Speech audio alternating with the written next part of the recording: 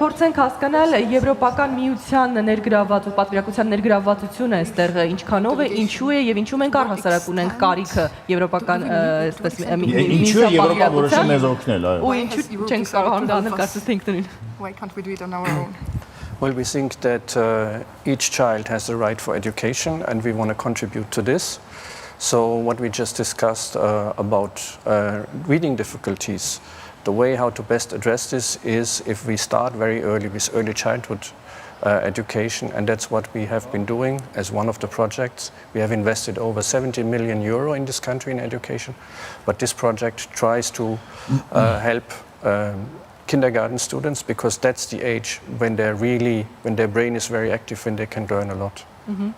Պետք է ասեմ, որ մեզ համար շատ կարևոր է, հենց դրա մասին էլ խոսեցինք, կարևոր է վաղ մանկության հասակից սկսել կրթությունը, ճիշտ կրթությունը, խոսեցինք ընթերցանության հետ կապված խնդիրների մասին, մենք ԵՄ-ում փորձում ենք հենց դրան զարկ տալ եւ 70 միլիոն եվրոյի չափ ներդրում է կատարվել տարրական կրթության, նաեւ մանկապարտեզի հասակի կրթության համար, որովհետեւ շատ կարևոր է, որ այդ ծրագրի գումարն է 70 միլիոն, չէ՞ ոչ թե միայն Հայաստանի։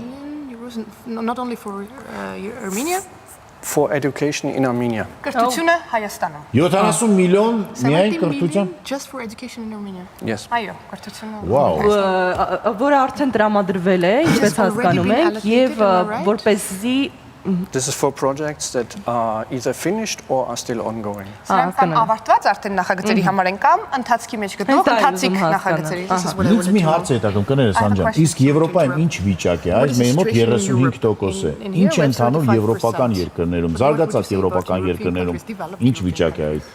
թվերը ինչպիսին են։ So it really depends on which country.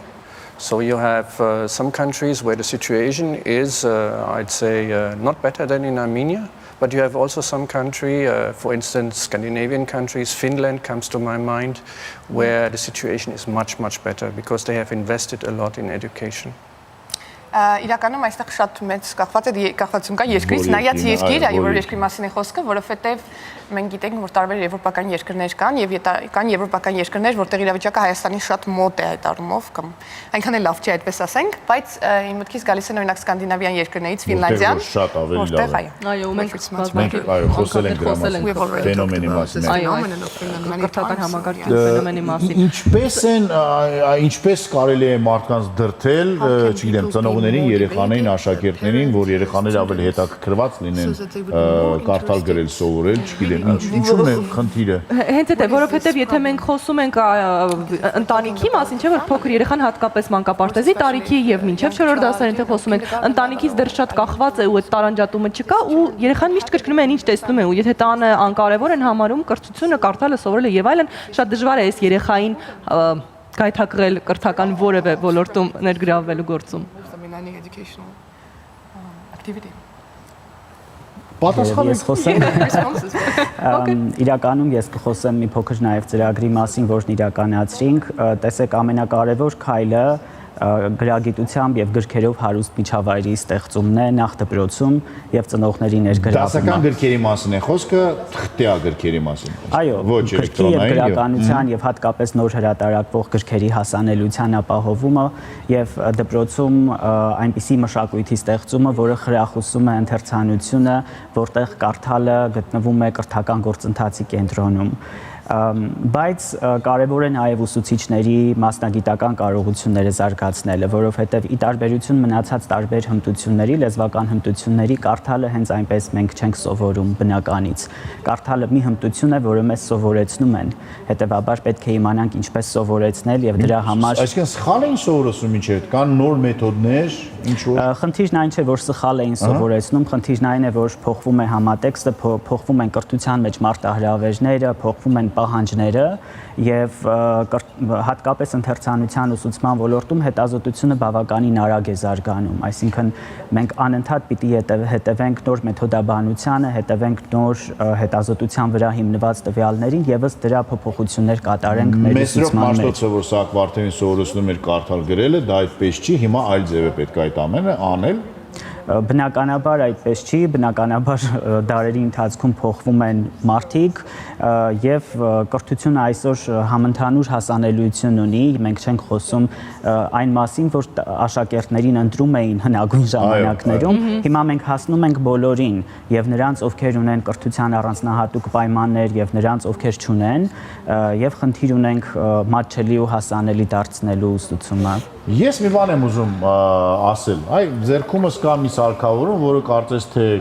համ բարիք է, համ չարիք։ Այսօրվա երեխան ինչի համար պետք է կարդալ գրել սովորի, եթե կարող է ուղղակի միացնել, ինչ որ բան ասել, եւ այդ ամենը կհայտնվի էկրանին, իրան կբացատրվի, նույն գիրքը կարող է լսել, պետք չի այդ հմտությունը կարծես թե այսօր կարդալ, գրել իմանալը, ումա պետք։ Ես իհարկե այդ ամեն ինչը հիպերբոլիզմ եմ հասցնում, բայց կա այդպիսի հարց։ I think one of the main things is to take the phones away. Don't give them to children, because otherwise they will not learn. What has changed in pedagogy, in teaching young students, is that it's much more through games. Kids learn when they play with each other, and you have to integrate the reading into this. Another thing that I would suggest to all the parents that are listening now is to read your child a story each night before the child goes to bed. Make this a ritual, and then they will automatically want to learn to read. Ուրեմն կարծում նախ եւ առաջ պետք է հեռախոսները երեխաների ձեռքից վերցնել, որտեղ հեռախոսները նրանք չեն սովորում։ Լսեցիք երեխաներ։ Did you hear? We need to take the phones off.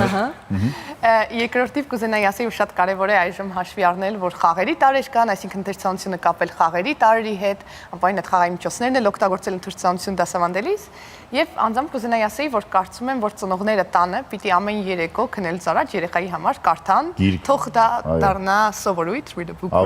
պատմություն կարդան, այ պատմված գիրք։ Ու երեխան արդյունքում ինքն էլ կուզի սովորել, որ կարդա այդ պատմությունները։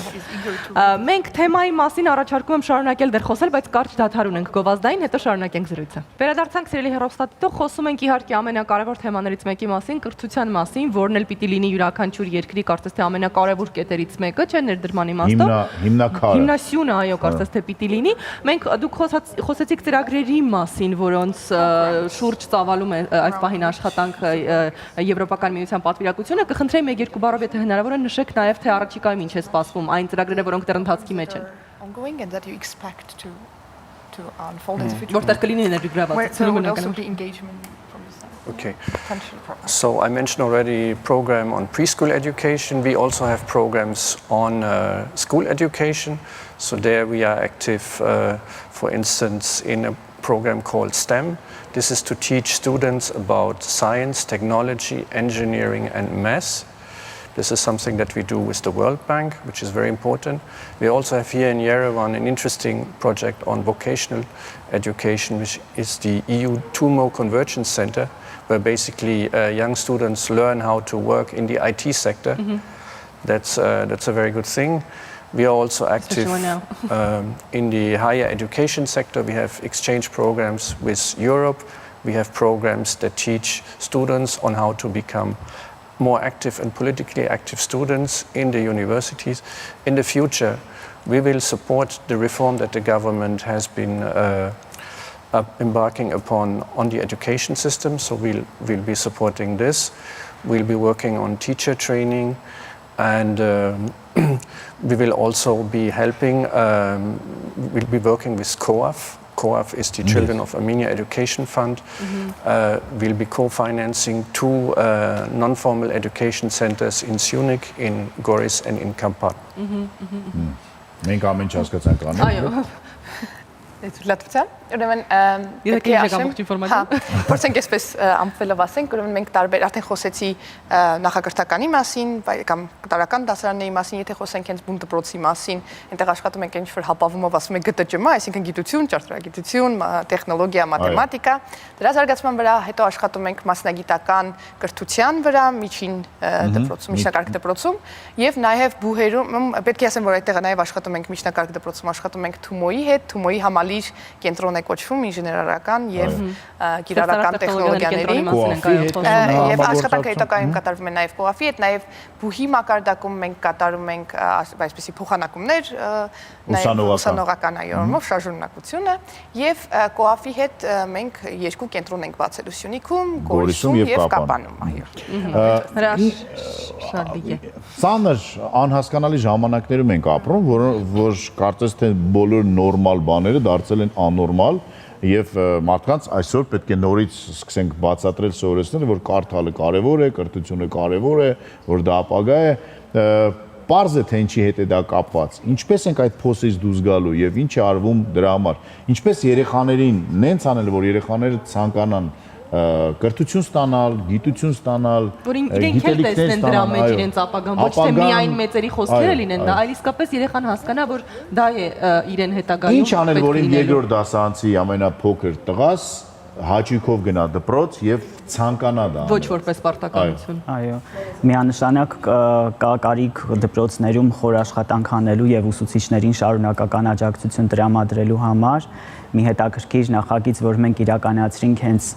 այս ծրագրի ընթացքում, կարթա աշակերտական ընթերցանության կոնֆերանսներ, առաջին անգամ Հայաստանում իրականացրինք կոնֆերանս, որը նվիրված էր ընթերցանությանը, երբ ուսուցիչների առաջնորդությամբ ստեղծվեցին խմբակներ, նոր գրականություն գնաց դպրոցներ, աշակերտները կարդացին եւ հետո նրանք բոլորը եկան Վանաձոր եւ Վանաձորի տեխնոլոգիական կենտրոնում տոնեցին ընթերցանությունը, հանդիպեցին մարդկանց տարբեր ոլորտներից, ովքեր պատմում էին այն մասին, թե ինչպես է ընթերցանությունը կյանքում իրենց օգնել դառնալ հաջողակ ծրագրավորող, հաջողակ մենեջեր եւ երեխաների մոտիվացիան իսկապես բարձրացավ, որովհետեւ նրանք սկսեցին արժևորել ընթերցանության դերը եւ հասկանալ, թե երկարաժամկետ կտրվածքով ուր կարող է տանել։ Մի նոր նախագիծ, որի վրա աշխատում ենք, ընթերցանության հատուկ հավելվածի ստեղծումն է, որը մի քանի խնդիր է լուծում, առաջինը տարբեր մակարդակ ունեցող ընթերցողներին համարժեք տեքստեր կառաջադրի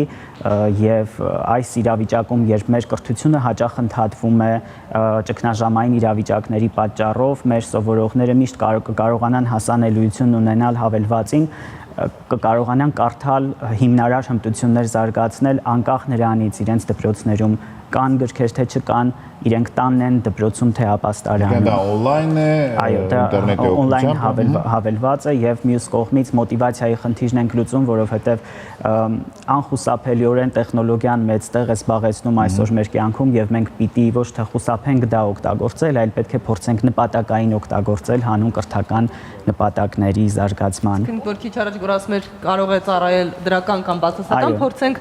բացառել այն եւ որպես դրական իսկապես օգտվենք նրանից ինչ ունենք։ Եվս մի հարց, որ զրույցի ընթացքում ինձ հետաքրքրում էր, մոռացա սկզբում հարցնել, ԵՄ-ի ներգրավվածությունը այստեղ միայն ֆինանսական միջոցներ բերելով է, թե այստեղ նաև կան ինչ-որ տեսակի պրոցեսների, ադապտացիայի հարցեր, ինչ-որ գաղափարներ, որոնք կարող են առաջարկվել ձեր կողմից ուսումնասիրելու, այո, հետևանքով մասնագետներ, փոսի փոխանակում եւ այլն։ Of course, we like to bring in the experience from Europe, so we like to bring in European experts, but not just European ones. We also think there's a lot of experience in the country, in the region. We want Armenia to learn what we have been doing in Europe, and we send students to Europe so that they can study in a European university, that they can get a degree from there. And myself, I've also studied in a country which is not my own, and it gives you so much for your future life. So we also want to make sure that this is an experience that as many Armenian students as possible can have that in their life. Մեզ համար շատ կարևոր է նաև փորձառությունը, պիտի ասեմ, որ մենք բերում ենք իհարկե եվրոպական մասնագետների, սակայն միայն եվրոպական փորձը չի, որ ներդրում ենք, կարծում ենք Հայաստանում մեծ փորձառություն կա, այդ փորձառությունը եւս օգտագործում ենք։ Պիտի նաև խոսեմ նրա մասին, որ մենք հաճախ ուսանողների ենք ուղարկում Եվրոպա, որպեսզի իրենք այնտեղ փորձի փոխանակում ունենան, ես ինքս սովորել եմ մի երկրում, որը իմ հարազատ երկիրը չէ, այսինքն հայրենիք չէ, այո, շնորհակալություն, այսինքն այդ փոխանակությունը եղել է, եւ պիտի ասեմ, որ Այդ առումով դա շատ կարևորում եմ ու մենք իսկապես աշխատում ենք այդ ուղղությամբ, որպեսզի լիփորձի փոխանակում, որպեսզի այդպիսի շարժ լինի։ Իսկ ծրագրերը, որոնք որ կան հատկապես ուսանողներին այս պահին վերաբերող, որտեղ կարծես թե նրանք այս դպրոցական ծրագրերից օգտվելու հնարավորությունները ցավոք բաց են թողել տարիքից ելնելով, այս ծրագրերին մասնակցելու, այսինքն դրսում ուսանելու առաջարկում կա պայման վերադառնալ անպայման հայրենիք, թե սա ուղղակի ճանապարհ է, որից կարելի է օգտվել եւ կերտել ճանապարհ ինչ-որ բան դրսում։ Մեզ համար ուղղակի շատ կարևոր է, որ վերադառնան նրանք հետ։ Normally it's foreseen that they come back, so we encourage them. We also have some exchange programs also for the professors and teachers, where it's basically just foreseen that they go maybe to Europe for 2 or 3 months and then they come back and they're supposed to apply what they have learned in Europe in Armenia. Սովորաբար նախատեսում ենք, որ վերադառնան ուսանողները, ոչ միայն ուսանողների փոխանակման մասին է գնում խոսքը, փորձի փոխանակման, որովհետև ուսուցիչները նույնպես կարող են 2-3 ամսով գնալ Եվրոպա, այնտեղ աշխատել եւ այո, դա էլ շատ կարևոր է մեզ համար, այո։ Դե ինչ, հիանալի է, ինձ թվում է, որ ամենադժվար առաջի քայլերն են եւ առաջի քայլերը արդեն արված են, Եվրոմիությունը 70 միլիոն եվրո փող է այս ամենի մեջ ներդրել, որ մենք լինենք ապագայում ավելի կրթված։ Եվ սա լավ է։